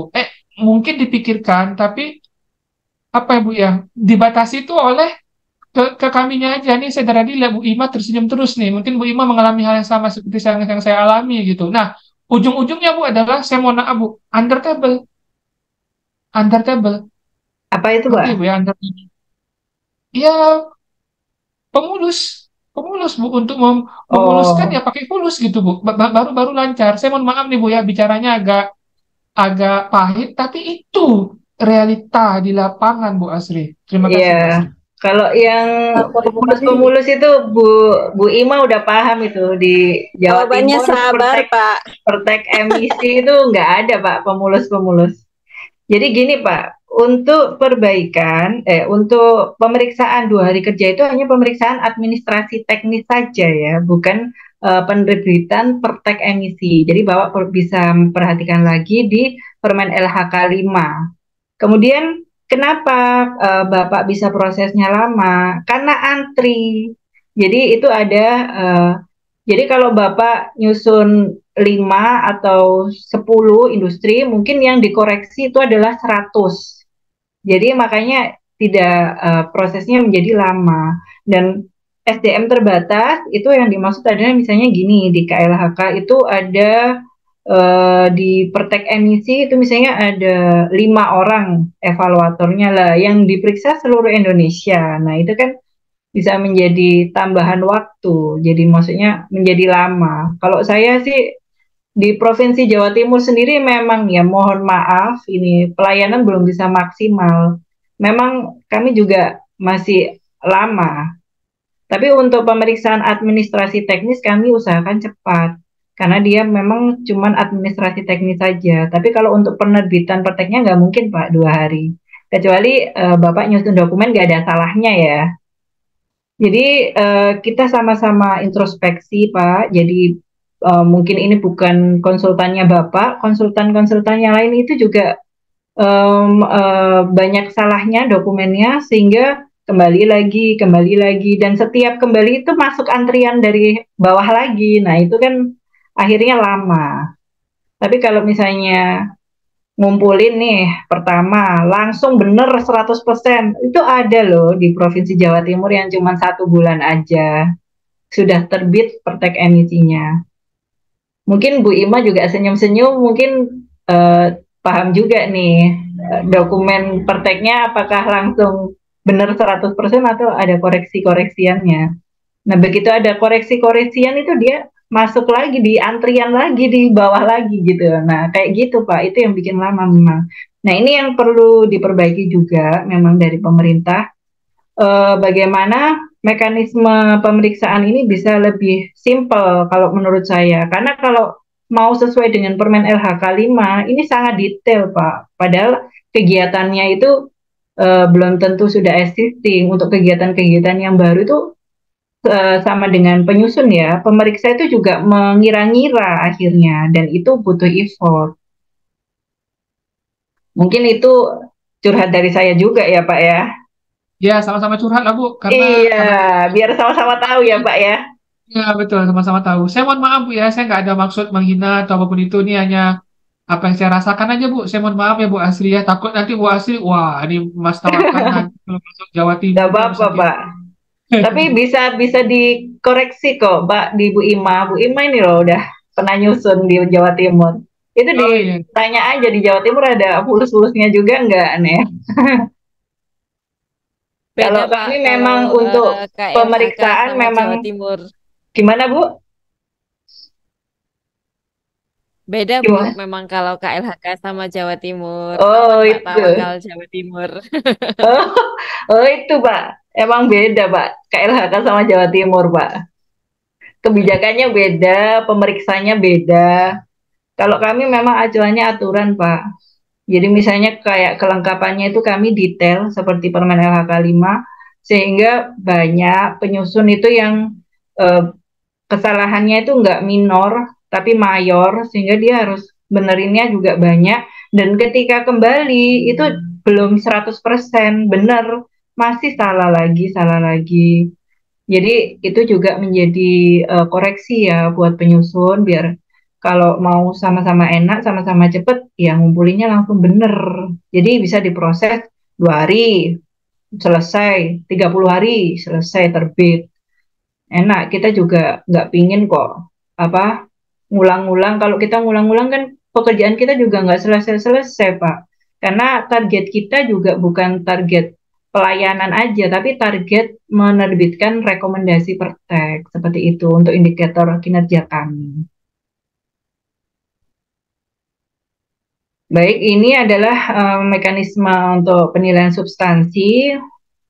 Penilaian substansi ini kalau di Jawa Timur kami selalu mengadakan rapat bersama. Kita mengundang KLHK, kemudian ada tenaga ahli juga, sehingga kami tidak sendirian di sana, dibantu tenaga ahli dari sisi ilmiahnya, dari sisi teknisnya. Ini biar bisa menjadi diskusi bersama. Kemudian juga kami mengundang kabupaten kota yang memiliki wilayah dan juga bidang lain yang terkait seperti bidang penegakan hukum, terkait nanti pengawasannya, kemudian bidang tata lingkungan, terkait nanti persetujuan lingkungannya, bidang limbah B3 terkait dengan rincian teknis limbah B3-nya. Ini biar data-datanya nanti diharapkan bisa konsisten, sehingga ketika nanti penyusunan perling itu perteknya tidak menjadi suatu permasalahan. Ini harapan sih, tapi kalau kenyataan di lapangan ya tetap aja ada Pak, kasus yang beda data. Nah ini menjadi koreksi bersama juga, baik pemeriksa maupun penyusun, agar lebih teliti dan cermat.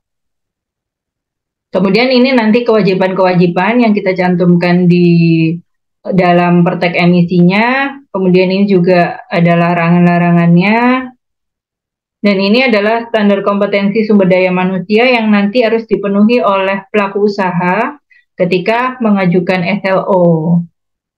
Jadi sudah harus memiliki penanggung jawab maupun pelaku atau operator pelaksana untuk pengendalian pencemaran udara yang sudah tersertifikasi kompetensinya. Bisa menggunakan lembaga sertifikasi yang sudah mendapatkan lisensi dari BNSP. Ini nanti bisa diinfokan ke pelaku usaha. Kemudian ini nanti yang pada akhir pelatihan ini akan dibahas terkait sistem manajemen lingkungan. Untuk awalnya Bapak Ibu bisa baca di Permen LHK 5. Nah, nanti untuk SLO-nya itu akan dibahas lebih detail. Ini kita sampaikan saja definisinya, di mana surat kelayakan operasional ini adalah surat yang memuat pernyataan pemenuhan mengenai standar pelindungan standar pelindungan dan pengelolaan khususnya emisi yang sudah ditetapkan di pertek emisi yang di awal. Jadi itu nanti akan diverifikasi di lapangan apakah sesuai atau tidak sesuai. Kemudian untuk mendapatkan SLO ini, pelaku usaha atau penyusun ini harus menyampaikan laporan telah diselesaikan pembangunan pengendalian emisi. Ini laporan ini harus dilengkapi dengan izin usaha. Jadi setelah memiliki persetujuan lingkungan, itu biasanya ada update izin usahanya. Itu harus dilampirkan dan juga perteknya, kemudian hasil pemantauan emisinya. Nah, ini ada pertanyaan juga dari beberapa yang sering muncul, kapan ini SLO harus disusun dan dilaporkan ke pemerintah. Nah, ini SLO ini disusunnya tadi ya, setelah sudah selesai pertek itu kan dia nyusun perling. Setelah perling itu nanti dia update izin usahanya. Setelah itu bangun-bangun, menyesuaikan dengan perteknya. Kalau udah selesai, semuanya udah siap, baru majukan SLO. Karena kemarin juga di Jawa Timur ada nih yang, loh kok cepet udah ngajukan SLO. Ternyata dikirain dia cuma habis pertek terus langsung SLO, padahal dia belum punya perlingnya. Nah, ini langsung dikembalikan akhirnya. Padahal sudah kontrak dengan penyusun SLO, ternyata penyusunnya juga nggak paham ya. Nah, ini kan sangat merugikan industri dan juga merugikan penyusun juga. Akhirnya nanti menjadi cacat di perjanjian kerjasamanya. Nah, ini bagaimana mekanisme untuk mendapatkan SLO? Mungkin sambil cerita-cerita bagi teman-teman yang sudah punya pernah mengajukan SLO di wilayah mana saja, mungkin bisa berbagi cerita. Bu Ima, mungkin Bu Ima udah pernah SLO, Bu Ima?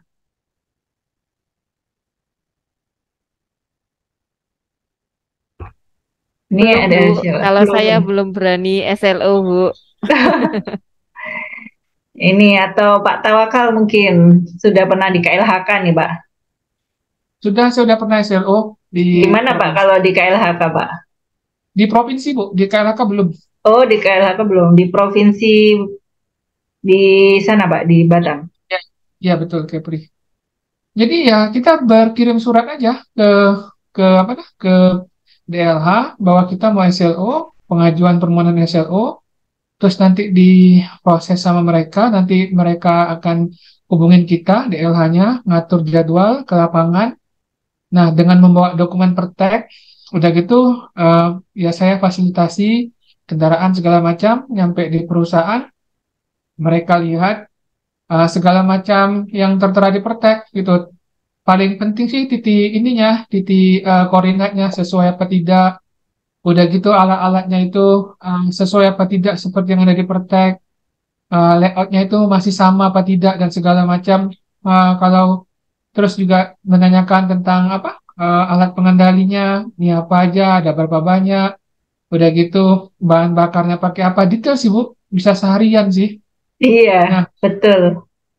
udah gitu, dan dia ada tim-timnya, ada tim untuk yang mengevaluasi masalah dokumennya, ada tim yang memang di orang lapangan, dan mereka ajak gakum gitu sih. Jadi kalau Oh, emang ajak gakum, Bu, kalau emang nanti nggak sesuai, biasanya nanti gakum yang merekomendasikan ke mana, ke DLH-nya gitu loh. Gakum provinsi tentunya, Bu, ya, disesuaikan iya. dengan instansinya. Nah, kalau udah oke semua, udah nanti mereka mengundang kita rapat untuk finalisasi gitu. Nanti disampaikan apa ada yang kurang apa tidak. Kalau misalkan kurangnya itu minor, mereka terbitkan SLO. Tapi kalau apa nih bedanya cukup jauh dari yang ada di Pertek, Gakum yang apa memberikan rekomendasi jadi Gakumnya Bu yang memberikan rekomendasi ke DLH bahwa mereka ini harus maksudnya itu DLH itu maksudnya yang di bagian perteknya maupun SLO-nya untuk dilakukan pembuatan pertek perubahannya gitu Bu. Kira seperti itu. Dan seingat saya itu hanya dikasih 2 kali kesempatan gitu. Jadi misalkan dia apa pertama dia berubah, dicek lagi. Kalau emang masalah lagi dikasih kesempatan terakhir. Kalau enggak ya sudah ditutup perusahaannya gitu Bu. Kira seperti itu oleh Gakum. Dicabut Baik. perizinannya. Itu yang Nah, saya. Tapi itu dijelaskannya pada waktu terakhir rapat itu tuh. Nah, cuman alhamdulillah sejauh ini belum ada yang dicabut, Bu ya. Sejauh ini iya, masih oke aja, Bu. Mungkin itu, Bu. Panjang iya baik. malah pahami ya. Iya baik. Jadi seperti itu ya gambarannya Bapak Ibu. Nanti akan dijelaskan lebih detail di materi selanjutnya. Untuk mekanismenya, jadi penyusun atau pelaku usaha itu bisa menyampaikan laporan yang tadi telah selesai melaksanakan perteknya, kemudian disampaikan ke instansi yang berwenang. Setelah itu akan dilakukan verifikasi ke lapangan. Nah, verifikasi ke lapangan ini akan diverifikasi secara lengkap, betul yang disampaikan tadi. Nanti ada yang memeriksa dokumennya, kemudian di lapangannya juga dibagi-bagi, apalagi kalau yang industrinya besar ya, kalau nggak dibagi tim nanti bisa 2 sampai 3 hari. Kalau yang industrinya kecil sih nggak masalah, cuman satu tim. Kalau untuk yang industrinya besar memang harus bekerja sama dengan bidang penegakan hukum karena mereka yang lebih berpengalaman dalam hal memverifikasi. Kemudian nanti setelah kesesuaiannya itu dinilai dan ternyata ada yang tidak sesuai, nah ini ditawarkan opsi untuk melakukan perbaikan. Apakah mau melakukan perbaikan yang ada di lapangan atau apabila tidak memungkinkan, itu apakah akan melakukan perubahan perteknya. Nah, kalau misalnya yang dilakukan adalah perubahan yang di lapangan, itu nanti ada kurun waktunya juga ya yang harus dipenuhi, kurun waktu untuk perbaikan yang disepakati bersama. Butuh berapa lama untuk perbaikan itu. Dan juga harus memperhatikan periode uji cobanya. Karena kalau perbaikan itu melebihi dari periode uji cobanya, artinya perusahaan itu harus berhenti dulu, nggak boleh buang emisi. Artinya nggak boleh produksi. Kalau dia nggak boleh produksi itu apakah mau? Nah, nanti bisa dipilih mana yang lebih cepat, merubah dokumen atau merubah yang di lapangan. Dan ketika perbaikan sudah disampaikan kembali kepada instansi pemeriksa, instansi lingkungan hidup, dan ternyata masih ada kesalahan lagi. Nah, kesalahan yang kedua ini sudah dikeluarkan dari sistem perizinan. Jadi dia akan masuk ke penegakan hukum. Jadi kalau sudah hanya diberi kesempatan sekali, kalau masih salah, nanti penyelesaiannya di penegakan hukum. Betul seperti yang disampaikan Pak Tawakal tadi. Jadi sama ya sistem pemeriksaannya atau verifikasinya di seluruh Indonesia ini kalau berdasarkan peraturan itu pasti sistemnya sama dimanapun juga. Jadi yang harus diperhatikan ketika menyusun pertek emisi itu juga harus disepakati oleh pelaku usaha. Apakah sanggup membangun seperti ini? Kalau nggak sanggup nanti optionnya bagaimana? Itu bisa dibicarakan dengan instansi lingkungan hidupnya. Karena misalnya seperti bangun, misalnya ada extension, cerobong extension, ternyata di beberapa industri itu nggak mungkin pakai cerobong extension. Nah itu bisa disepakati bagaimana antara pemeriksa dengan pelaku usaha. Misalnya disepakati dengan adanya SOP.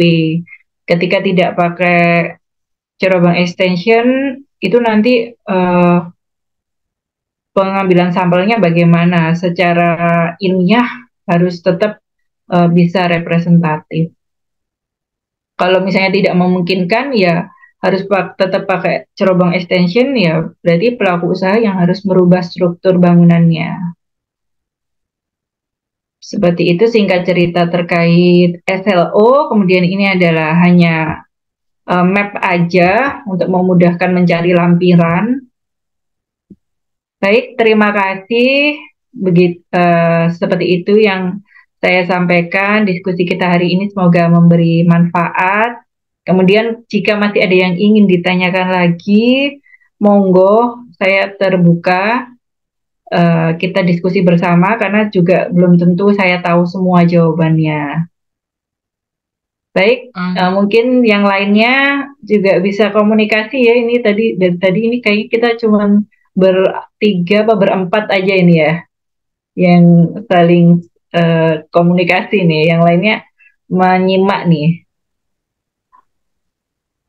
Yang paling Bu penting Asri. itu ini sih, Bu Asri, yang paling penting itu pokoknya teman-teman, kalau buat pertek emisi, pertek air limbah, dan segala macam pertek, kalau misalkan perusahaan nih ngomong gini, minta tolonglah Pak Firdaus untuk didesainkan, jangan pernah mau ya, jangan pernah mau, karena nanti pada waktu SLO dan tidak sesuai, kita yang disalahkan, dan kita nanti yang dituntut, dan kita juga nanti yang akan dihadapkan dengan gakum. Nah itu ya. Mungkin kalau yang nggak kena gakum, nah gakum ini ya seperti polisi ya. Dia itu hitam-hitam putih-putih gitu. Jadi saran saya nih, kalau sudah berhubungan pakai emisi, apalagi alat pengendali pencemaran udaranya, desain cerobongnya, tingginya, diameternya, dan segala macamnya, itu jantungnya ya. Nah hati-hati dengan jantungnya ini loh. Karena kalau sekedar tulisan enak, tapi kalau sudah desain, jangan pernah berani mau gitu ya, mendesainkan sesuai pemikiran kita. Enggak, kita harus minta ke dia. Kalau misalkan nggak bisa gimana Mas Firdaus? Ya sudah, tolak aja pekerjaannya. Karena nanti pas di Gakum, saya udah pengalaman tuh ya, saya dipanggil sama Gakum. Ya maksudnya ditanyain, ini kenapa kok Mas Firdaus pandai-pandai buat, sementara dari pihak perusahaannya nggak tahu gitu yang dibuat. Nah, saya bilang ya Pak, karena kemarin nggak bisa seperti itu. Kalau udah sama Gakum ya teman-teman, ya itu kalian bisa di BAP seharian penuh dan itu bisa berbolak-balik gitu. Nah itu hati-hati ya, ini aja pesan saya sih. Kalau yang saya yakin kalau simulasi mah gampang, apa buat-buat bab satu, bab 2 tuh gampang. Tapi kalau sudah masuk ke bab desain, sekali lagi ya, kalau sudah masuk di bab desain, jangan pernah mau mengikuti apa kata perusahaan. Maksudnya dibilang gini, nah Mas Firdaus saja yang desainkan, kami ikut aja. Enggak, bullshit itu. Kalian harus minta ke perusahaan itu, harus minta, dan kalau nggak ada ya sudah, jangan pernah memaksakan diri karena rezeki sudah diatur sama Allah Subhanahu Wa Taala. Weh, tepuk tangan dulu buat Pak Tawakal. Terima kasih Makasih Pak, infonya. Terima makasih. kasih infonya, Pak Tawakal. Iya, iya. Jadi memang pertek emisi ini ketentuan yang mengikat ya teman-teman. Jadi nggak seperti zaman dulu lagi bisa kopas-kopas aja, itu nggak banget ya. Jadi sekarang pemeriksanya juga udah beda, udah bukan zaman dulu ya. Dan nggak semua pemeriksa itu bisa dibeli dengan uang, sehingga itu harus berhati-hati. Kalaupun pemeriksanya yang praktek bisa dibeli dengan uang, nanti gakumnya belum tentu bisa dibeli dengan uang ya. Jadi harus hati-hati. Sekarang sudah nggak bisa main-main lagi. Jadi penyusunan praktek emisi itu menjadi kunci, nanti bisa menjadi ketentuan yang mengikat baik penyusun maupun pelaku usaha. Dan pelaku usaha pun juga harus diberi pengertian, udah nggak bisa zaman kayak zaman dulu lagi, karena ini adalah konsultan lingkungan beneran ya, bukan konsultan abal-abal yang kayak makelar makelar perizinan gitu ya, yang bisa bayar sana sini, itu udah nggak kayak gitu lagi. Jadi itu nanti itu pesan moralnya ini, pesan moralnya di Pertek emisi itu seperti itu. Baik, terima kasih. Mungkin ada diskusi lagi dari yang lain atau waktunya masih cukup nggak nih Bu Ima nih? Iya, Bu Asri, terima kasih. Mungkin barangkali ada satu pertanyaan atau mungkin pertanyaan penutup dari teman-teman peserta, sepertinya dari tadi yang tanya saya, Bu Fitri dan Pak Tawakal ya, Bu. Iya. Eh, Teman-teman mungkin di akhir sesi Bu Asri ada yang mau ditanyakan lagi, dipersilahkan bisa raise hand atau bisa menyampaikan langsung.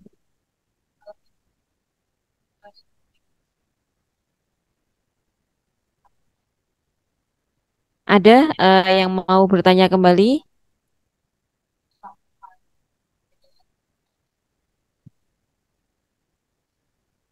Ya, Bu. Iya, Halo. iya, silahkan Ibu yang mau bertanya.